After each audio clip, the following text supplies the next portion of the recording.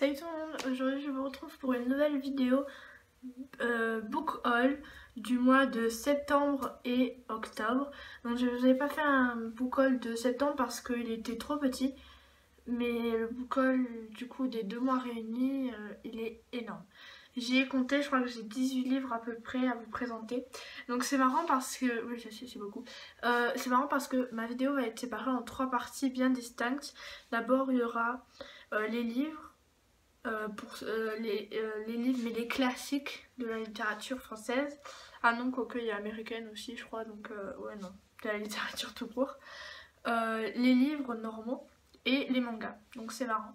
Si une de ces 3 parties vous intéresse pas comme ça, si vous aimez pas les classiques, si vous aimez pas les mangas, ou je pense que vous aimez quand même les livres, vous pouvez passer et zapper une de ces parties, donc comme ça c'est cool.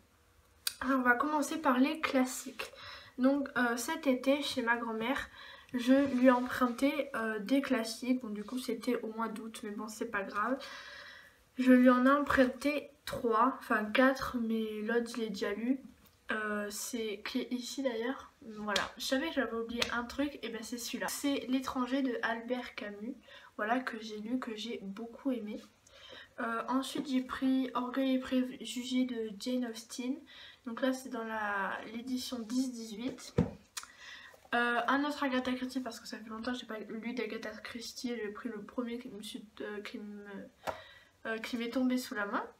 Donc c'est La Maison Biscornue. Là je l'ai aux éditions Le Livre de Poche.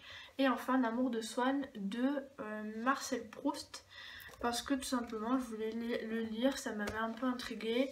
Mon père il a dans une belle édition, et là comme ma grand-mère l'avait, je me suis dit pourquoi pas. Oui, je me mets au classique toute seule, c'est mieux que rien.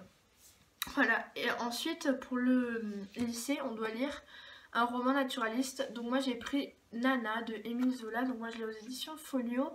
J'en suis à la moitié, franchement j'aime beaucoup. Juste c'est un peu dur à lire parce que c'est écrit juste tout petit. Il y a beaucoup de pages et il y a beaucoup de noms, de prénoms, mais c'est dur à s'en souvenir. Et ensuite pour cette année il faut avoir Les Fleurs du Mal de Baudelaire. Donc là je les ai aux éditions Folio classique. Donc belle couverture, mais juste ça là c'est extrêmement moche. Et Phèdre de Racine, édition aussi Folio classique. Donc ça c'est tous les classiques que j'ai eu. Donc du coup il y en a qu'on m'a prêté, d'autres que je devais avoir. Donc là on passe au roman.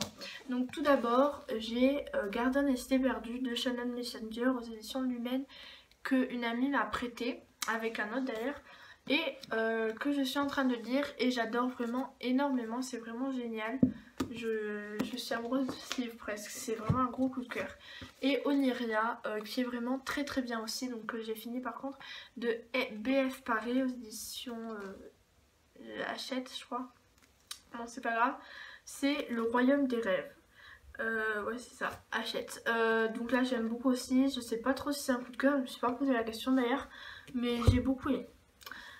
Ensuite, The Girl at Midnight de Melissa Gray aux éditions Pocket Jeunesse. Donc là c'est pareil, je l'ai déjà lu et j'ai beaucoup aimé, même si ça a mis un peu de temps à se mettre en place à mon goût. Apparemment il y a une suite, il m'a pas semblé qu'il y en ait besoin d'une, mais bon, j'ai beaucoup aimé. Ensuite à Saint-Orin, je sais pas si vous connaissez, si vous êtes de la région Midi-Pyrénées, il y avait une exposition, donc ça s'appelait Scientilivre.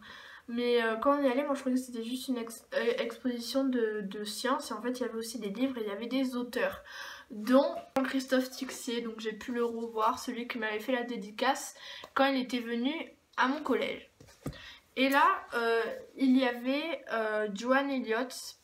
Donc il y avait plein de livres devant lui, mais j'ai pris le plus connu, hein.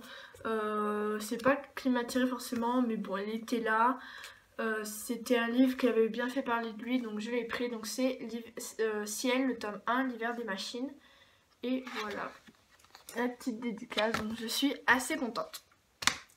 Ensuite, après cette exposition, je suis allée à Easy Cash et j'ai trouvé pour 3 € je crois, 2 €, je sais plus, 2 €.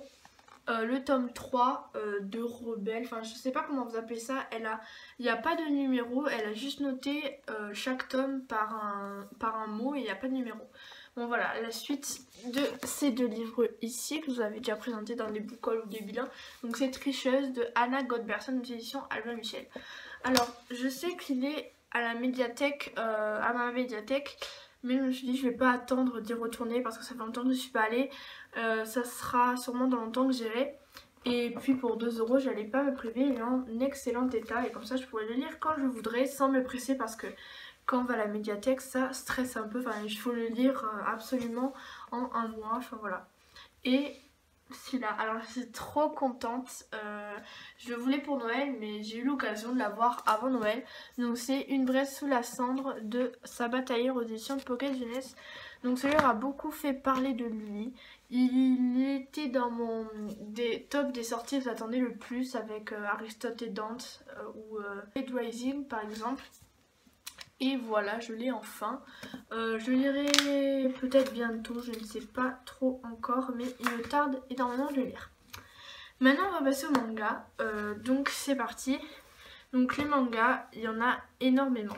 Donc, tout d'abord, quand je suis retournée à Montpellier, avant la rentrée, même si c'était qu'une après-midi, j'ai été obligée d'aller à Gilbert Joseph. Donc voilà, je vais tout le temps quand j'y vais à Montpellier. C'est ce que je trouve super bien, ce Gilbert. C'est un des trucs qui me manque de Montpellier.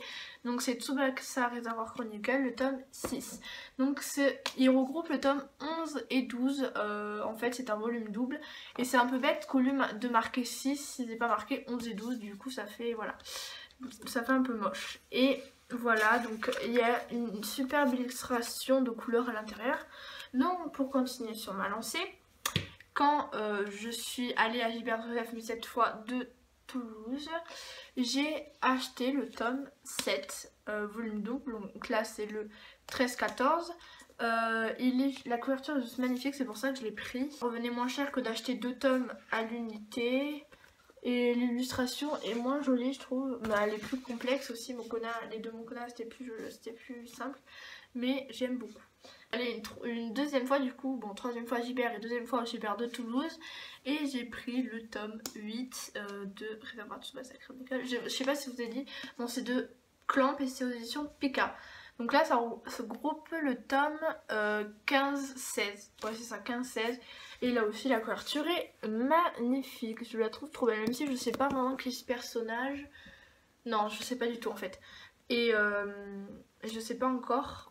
Mais du coup, ça va me faire beaucoup de tomes. Et vous allez voir que c'est pas fini de Réservoir de Tsubasa. Et qu'est-ce que je voulais vous dire? Et après, c'est bon, je m'arrête là pour les tomes double édition parce que sinon, toutes les autres couvertures sont magnifiques. Et voilà. Alors, j'ai fait une petite bêtise. Donc en même temps que j'ai acheté le tome 9, enfin 8, non, bon, celui-là, j'ai acheté le tome 17, donc la suite. Voilà, avec une couverture magnifique. Et il n'y avait pas le tome 18, ou alors il est abîmé. Non, il était pas. Donc je me suis dit, je vais prendre le tome 19. C'est pas très grave. Et en fait, je me suis rendu compte que le tome 19, je voulais le prendre en volume 12, donc en volume double, donc le tome 10 des volumes doubles. Du coup, voilà.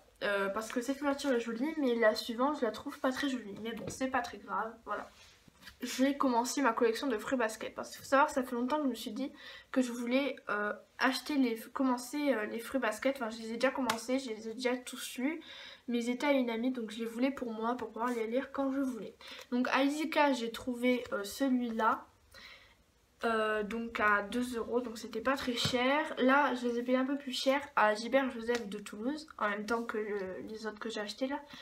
Mais voilà, donc celui-là est assez abîmé, mais je me suis dit, je vais pas prendre eux et pas prendre le 2. Édition Akata Delcourt, c'est de Natsuki Takaya et je suis super contente de commencer enfin Fruits Basket. Donc ça prendra longtemps avant de finir ma collection. Le tome 3 et le tome 4 qui sont en super état.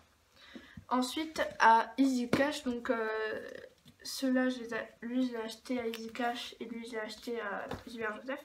Donc à Easy Cash, en même temps que j'ai acheté le tome 1 de Fruits Basket, j'ai acheté Wanted de Matsurino, ouais c'est ça, aux éditions Panini Manga. Donc c'est un one-shot qui est rare puisqu'il n'est plus en vente je crois. Donc on peut le trouver qu'en occasion, je crois, je ne suis pas du tout renseignée mais je pense que c'est ça. De celle qui a fait Vampire Night. Donc là je me suis dit c'est la bonne occasion, je crois que je l'avais déjà vu la dernière fois que j'étais allée à Easy Cats. Et là je me suis décidée à le prendre. Et voilà, j'ai hâte de le lire. Ensuite, j'ai fini ma petite série, la Marine Blue de Eiwazawa, aux éditions Delcourt. Enfin, je ne l'ai pas encore lu, mais j'ai tous les tomes.